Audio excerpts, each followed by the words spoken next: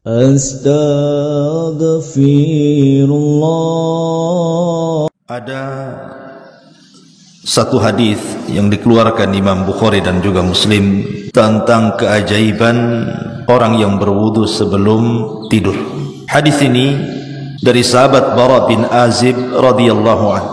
Nabi sallallahu alaihi wasallam bersabda, "Idza ataita madja'aka fatawadda wudu'aka lis-salati." Thumma taji ala shikkikal ayman thumma qul Allahumma aslamtu wajhi ilaika wa fawwadtu amri ilaika wa alja'tu dhahri ilaika raghbatan wa rahbatan ilaika la malja'a wa la manja minka illa ilaika Allahumma amantu bi kitabika alladhi anzalta wa bi nabiyyika alladhi arsalta fa in mitta min lailatika fa anta 'alal fitrati waj'alhunna akhira ma tatakallamu bihi. Dari Bara bin Azib radhiyallahu anhu, Nabi sallallahu alaihi wasallam bersabda, apabila engkau hendak menuju pembaringan, maka berwudulah sebagaimana wudu ketika anda hendak sholat. Kemudian berbalinglah miring ke kanan dan bacalah doa ini, Allahumma aslamtu wajhi ilaika, ya Allah, aku tundukkan wajahku kepadamu. Wa fawwadtu amri ilaika, aku pasrahkan urusanku kepadamu. Wa alja'tu dhahri ilaika, aku sandarkan punggungmu kepadaku. Raghbatan wa rahbatan ilaika, karena rasa takut dan penuh harap hanya untukmu. La malja'a wa la manja minka illa ilaika, tidak ada tempat berlindung dan tempat menyelamatkan diri dari hukumanmu kecuali kepadamu, ya Rabb. Allahumma amantu bi kitabika alladhi anzal wa bi nabiyyika alladhi arsal. Ya Allah, aku beriman kepada kitabmu yang engkau turunkan dan kepada nabimu yang engkau utus. Kata Nabi sallallahu alaihi wasallam, fa in mitta min lailatika, kalau engkau mati di malam itu, fa anta 'alal fitrah, maka engkau mati di atas fitrah. Waj'alhunna akhira ma tatakallamu, maka jadikanlah doa itu sebagai kalimat terakhir yang kau ucapkan sebelum tidur. Ma'asyiral muslimin yang dimuliakan Allah Subhanahu wa taala, hadis ini dijadikan dalil oleh para ulama tentang keutamaan doa atau keutamaan berwudu sebelum seseorang itu tidur,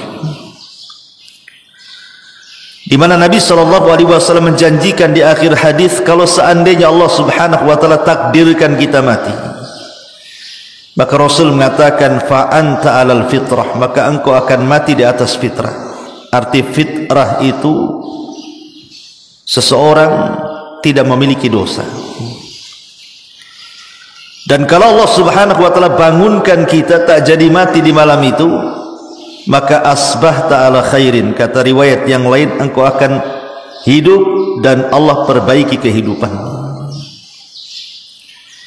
Dari sini kita tahu keutamaan berwudu sebelum tidur. Bahkan yang lebih ajaib daripada itu, ada sebuah hadis yang dikeluarkan oleh Imam At-Tabrani dari Abdullah ibn Abbas radhiyallahu anhu. Nabi sallallahu alaihi wasallam mengatakan, tahhiru hadhil ajsad tahharakumullah,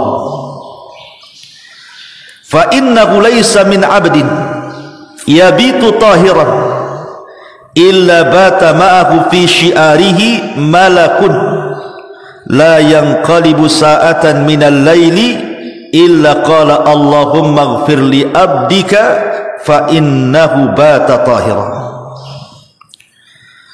Kata Nabi SAW, sucikanlah badan-badan kalian, semoga Allah mensucikan kalian, karena tidak ada seseorang hamba pun yang tidur malam dalam keadaan suci, melainkan satu malaikat akan bersamanya di dalam syiarnya. Syiar itu artinya antara kulit dan bajunya.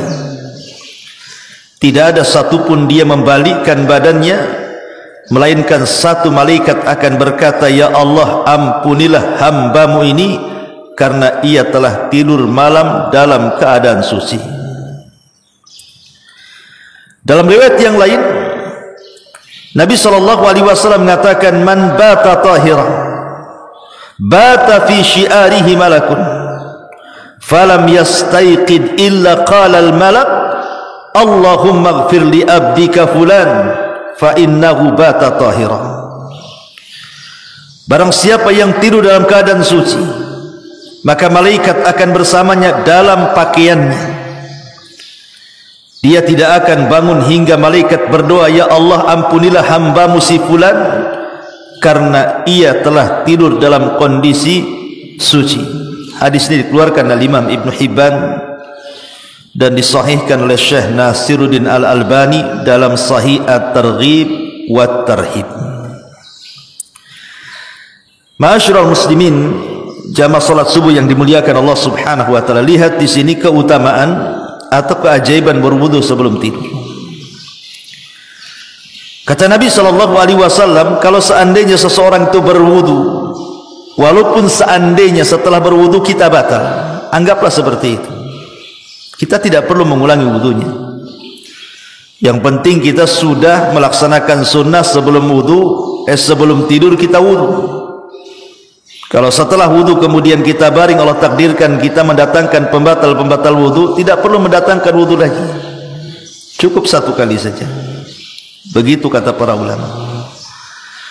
Tapi lihat keajaibannya, maka siapapun yang berwudu sebelum tidur, Allah akan utus malaikat, dan malaikat masuk pula ke dalam baju kita. Karena kalimat fi syiarihi itu artinya malaikat masuk ke dalam baju kita, antara baju dan kulit kita. Itu namanya syiar. Kemudian malaikat ini terus mendoakan kita sampai bangun. Kalau kita kemudian dalam tidur, kan tak mungkin kita ini badan kita diam saja, tidak, pasti akan terguling ke kanan ke kiri. Jadi setiap kemudian kita bergerak ke kanan, maka malaikat sebelah kanan akan mengatakan, ya Allah, ampuni orang ini, ya Allah, rahmati orang ini, karena dia tidur dalam keadaan suci.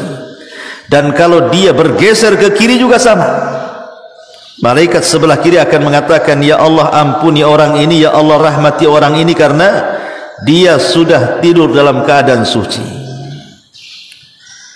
Ma'asyiral muslimin yang dimuliakan Allah Subhanahu wa taala, ditambah-tambah ikhwatu fiddin yang dimuliakan Allah Subhanahu wa taala, kalau seandainya sebelum tidur kita ini kita lengkapi bukan hanya sekedar suci badan kita, tetapi suci juga hati kita, maka ini lebih baik lagi. Dengan cara apa? Setelah berwudu baca sayyidul istighfar. Kata Nabi SAW dari Shaddad ibn Aus radhiyallahu an, dari Nabi SAW, sayyidul istighfar an yaqula al-abdu Allahumma anta rabbi la ilaha illa anta khalaqtani wa ana abdu wa ana ala ahdik wa wa'dika mastata' a'udzu bika min syarri ma sana abu'u laka bi ni'matika alayya wa abu'u bi dhanbi faghfirli fa innahu la yaghfiru dhunuba illa anta. Man qalaha minan nahar mukinan biha famata min yaumihi qabla an yumsiya fa huwa min ahli al-jannah wa man qalaha minal laili wa huwa mukinun biha famata qabla an yusbiha fa huwa min ahli al-jannah.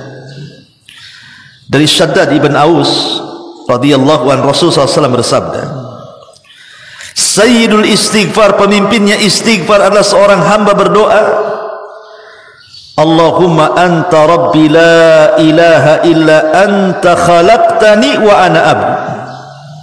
Ya Allah, sesungguhnya Engkau adalah Rabbku, tidak ada sesembahan yang berhak disembah kecuali Engkau. Engkau telah menciptakan aku, Engkau adalah Rabbku, dan aku adalah hamba. Wa ana ala ahdika wa wa'dika mastata'tu. Aku akan berusaha memenuhi janji-janjiku kepadamu sekuat tenagaku. A'udzubika min syarri ma sana'tu. Aku berlindung kepadamu dari apa yang telah kuperbuat dari kejelekanku. Wa abu'u laka bi ni'matika 'alayya. Dan aku mengakui nikmatmu yang Engkau berikan kepadaku. Wa abu'u bi dzambi, dan aku akui dosa-dosaku. Faghfirli, maka ampuni aku. Fa innahu la yaghfiru dzunuba illa anta, karena tidak ada yang mengampuni dosa kecuali Engkau. Kata Nabi SAW, siapa yang membaca Sayyidul Istighfar ini dengan penuh keyakinan di siang hari, kemudian dia mati sebelum datang sore hari, maka dipastikan dia menjadi penghuni surga. Dan barang siapa yang mengatakannya di malam hari dengan penuh keyakinan, maka sebelum pagi kemudian Allah takdirkan dia meninggal, maka dia termasuk ahlil jannah, ahli surga. Coba anda bayangkan kalau seandainya sebelum tidur kita gabungkan dua perkara ini. Pertama, kita berwudu untuk membersihkan badan kita dari kotoran-kotoran. Kemudian juga kita bersihkan hati kita dengan Sayyidul Istighfar. Berarti sempurnalah kemudian tidur kita. Bersih badan kita, bersih pula hati kita. Didoakan pula para malaikat. Ditambah-tambah kalau seandainya kita membaca ayat kursi, dijauhkan pula kita dari setan. Ditambah-tambah kalau kita membaca suratul muluk, maka akan dijauhkan dari azab kubur. Subhanallah. Sebenarnya kata para ulama, mengetahui si fulan su'ul khotimah atau husnul khotimah itu gampang sekali, mudah sekali. Jadi kalau seandainya ada orang yang kemudian meninggal di pagi hari setelah dia tidur panjang, kemudian kita katakan si fulan su'ul khotimah atau si fulan husnul khotimah, itu sebenarnya mudah sekali. Kalau sebelum tidurnya dia berwudu, dia membaca Sayyidul Istighfar, dia membaca ayat kursi, dia membaca suratul muluk, dia membaca zikir-zikir yang diajarkan Nabi SAW, seperti membaca muawwidhataini akhir daripada Al-Baqarah, kemudian membaca subhanallah, alhamdulillah, Allahu Akbar 33 kali dan seterusnya. Kemudian Allah takdirkan dia meninggal, sudah dipastikan dia husnul khatimah sebenarnya. Tapi kalau seandainya sebelum tidurnya dia gunakan untuk maksiat kepada Allah, dipastikan su'ul khatimah. Itu saja sebenarnya barometer orang bangun tidur itu. Kalau seandainya Allah takdirkan dia mati su'ul khatimah atau husnul khatimah, lihat sebelum tidurnya. Ma'asyiral muslimin yang dimuliakan Allah Subhanahu wa taala, inilah di antara faedah bagaimana keajaiban berwudu sebelum tidur.